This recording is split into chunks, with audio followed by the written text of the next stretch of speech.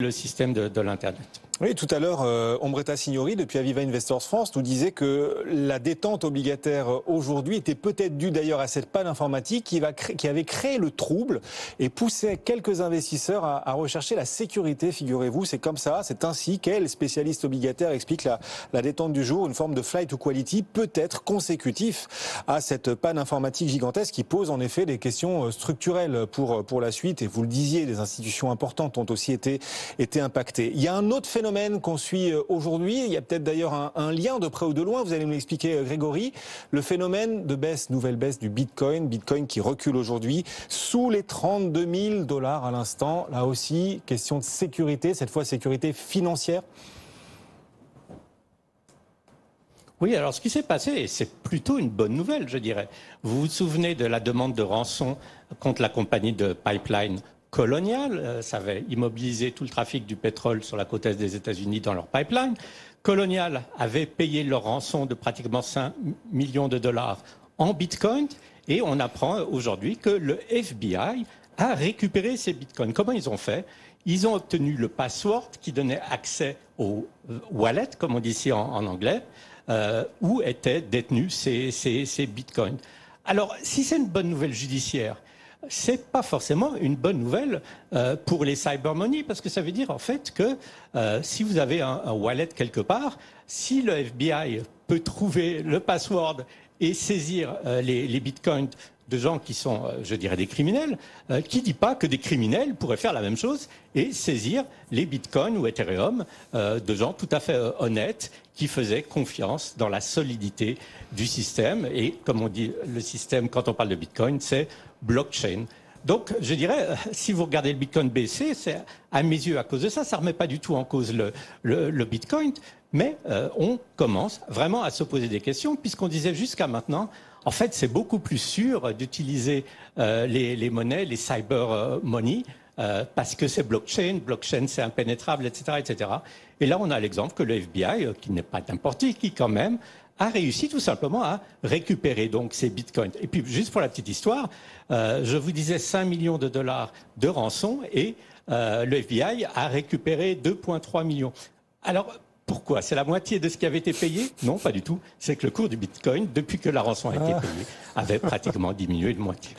Tout s'explique donc. Et ce bitcoin qui, du coup, sur ces questions, sur l'infaillibilité, l'inviolabilité de la blockchain, ces questions nouvelles qui surgissent après cette démonstration du FBI, le bitcoin qui recule à l'instant sous les 32 000 $, donc 31 860 $. Ces questions de sécurité, évidemment, elles continuent de monter en puissance, d'occuper l'esprit de plus en plus d'investisseurs pour la suite dans ce monde de rupture technologique et puis ce monde aussi de concurrence géopolitique entre les États-Unis d'une part et la Chine d'autre part. On a un vote aujourd'hui au Sénat américain, Grégory, assez intéressant, une loi budgétaire pour lutter contre la dépendance technologique des États-Unis vis-à-vis de la Chine. Oui, ça a un très joli nom, c'est l'Innovation Competition Act. Mais en fait, si vous savez comment les sénateurs et les Américains appellent cette loi, ils l'appellent la loi anti-chinoise, Anti-China Bill. Tout simplement. Pourquoi? C'est parce qu'en fait, c'est une loi qui est vraiment là, tout simplement. Il faut pas oublier, il disait aussi que Covid, c'était China bug. Ça, c'était Donald Trump.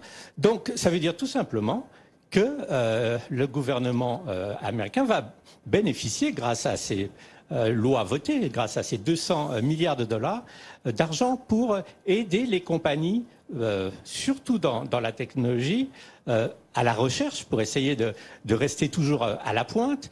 C'est des budgets qui vont aller vers les universités. C'est des budgets qui sont aussi très, très importants donc, pour tous les pans de la recherche où la Chine aurait pu ou est déjà en avance. Donc on comprend pourquoi c'est une anti-China. C'est d'une certaine façon 200 milliards qui sont votés à la fois, et ça il faut le noter, pour la première fois par les démocrates et les républicains, parce qu'ils sont tous contents de taper ensemble sur la Chine, c'est très populaire ici. Donc ils vont voter ces 200 milliards pour aider à la recherche, et c'est quand même quelque chose à noter, c'est important, et espérons que ça sera bénéficiaire. En effet, et les Américains essaient d'aller encore plus loin. On parle là de dépendance technologique, il y a la dépendance aussi aux matières premières, aux métaux rares aussi en provenance d'Asie. Là-dessus aussi, l'administration Biden essaie de pousser ses pions, Grégory.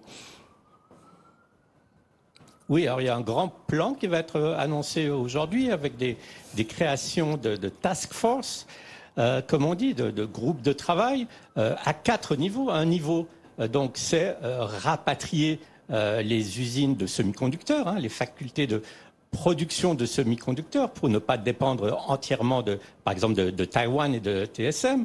De notre côté, c'est favoriser la construction de batteries à grand débit ou à grande capacité, surtout batteries électriques évidemment. Troisième chose, pharmaceutique, pour qu'on n'ait pas tout d'un coup des médicaments qui soient fabriqués à l'étranger et qu'on dépende totalement de pays qui ne sont pas forcément les alliés des Américains. Et puis, dernièrement aussi, dans ce grand paquet, je dirais, de mesures, essayer de faire repartir aux États-Unis la production des terres rares. Vous savez que ces fameux métaux rares vont dans énormément de composants électroniques. On les retrouve évidemment là aussi, par exemple, dans les batteries de voitures électriques. Donc aussi là, tout un effort énorme, je dirais, du côté de la Maison-Blanche pour garder cette indépendance d'une certaine façon, à la fois technologique et aussi même là au niveau des matières premières vis-à-vis des pays étrangers. Dans un instant, comme chaque jour, Grégory, vous nous apporterez votre conseil, votre recommandation pour nos auditeurs téléspectateurs qui essaient de passer aux travaux pratiques et d'investir à Wall Street sur les marchés américains. Juste un mot auparavant d'Apple. Apple qui hier tenait sa journée des développeurs par rapport aux iPhones, notamment des annonces intéressantes que vous avez repérées. Qu'est-ce que vous retenez de cette journée d'Apple hier qui était assez attendue, Grégory? Est-ce que ça a été à la hauteur des attentes? Oui, je dirais oui. Alors, première chose qu'on retient, c'est que Apple, là, s'attaque directement à Facebook. Avec ce qu'ils vont offrir, par exemple, en FaceTime, ça va être une concurrence directe à Instagram, par exemple. Donc, ils s'attaquent à Facebook en offrant des nouvelles possibilités. Et puis, je dirais, il y a des choses très, très pratiques. Par exemple, ils se sont alliés avec Hyatt pour offrir une clé sur le téléphone. Ça veut dire quoi? Vous faites votre réservation d'hôtel, vous recevez sur votre application Hyatt, sur votre iPhone, la façon tout simplement d'ouvrir la porte de votre chambre. Plus besoin de passer en bas à la réception. Et puis aussi digitaliser, et ça aussi c'est quelque chose qui est très intéressant, je dirais pour tout le monde, des documents tels que par exemple, là on parle des permis de conduire. Vous savez qu'aux États-Unis c'est la principale pièce d'identité, le permis de conduire. Quand on prend l'avion, on montre son permis de conduire.